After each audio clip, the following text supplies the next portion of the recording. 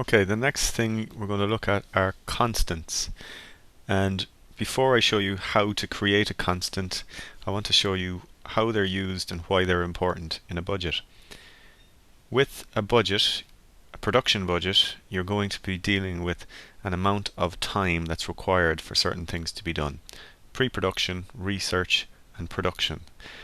Now, production could then be broken down into the amount of days required for a shoot or days shooting.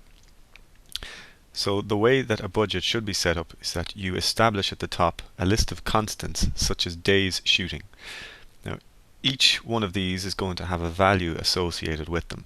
But through the use of constants, if I enter a value here, that value is then going to be referenced dynamically or on the fly further on down the formula. For example, here I've got a camera operator, and in here under amount equates to the amount of days. So the amount of days here is 30, but purely because this cell is linked to this cell. So if I change this to 20, you'll see that the value down here also changes. What that means is that I can make decisions up here, and those do not need to be manually entered further on down the budget, that it happens automatically, and that number is then used to calculate the total amount of costing for that camera operator over the entire shoot. So again, if I change this to 25, you'll see that everything from here across to the total changes. That's a dynamic aspect of Excel that is required for effective budgeting.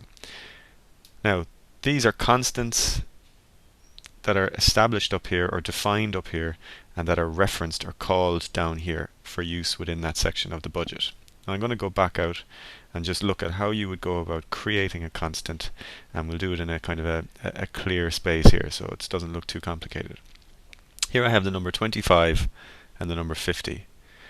What the 25 here is a value that's been entered into a constant. Now the constant here has been named as my constant. So what I did to create this was I selected the cell, I went up to insert, name, define, I gave it the name my constant. So now instead of having to remember a value 25, all I need to do now is remember that I can call whatever is currently stored in my constant anywhere.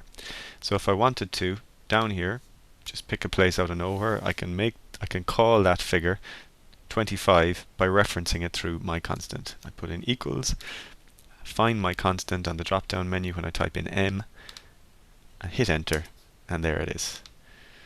So I could have any number of budget elements connected to this my constant that will automatically be updated whenever I call them.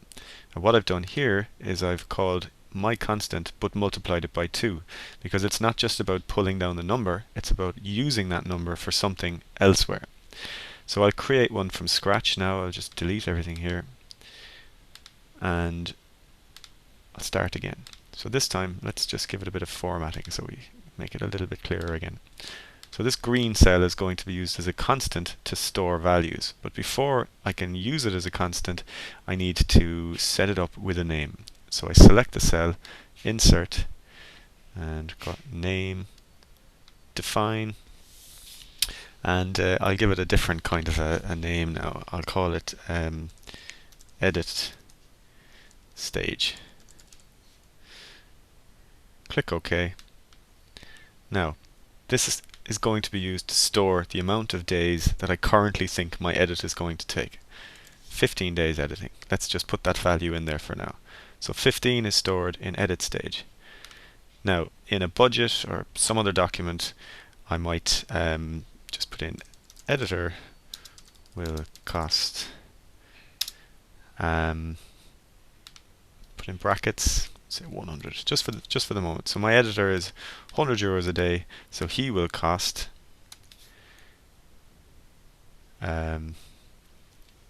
E for edit stage, it's the amount of days multiplied by 100, and that's my total. Okay, so this is the idea, that you can then, after the budget's been completely fixed and done, someone might come back and say, hang on a minute, we actually need 3 weeks for the edit. All I do is go back, change the value in edit stage. Because I'm not referencing the number 21 here, I'm actually referencing the cell with the constant edit stage. When I hit enter, that automatically updates. Okay, so that's what's happening here in sample sheet.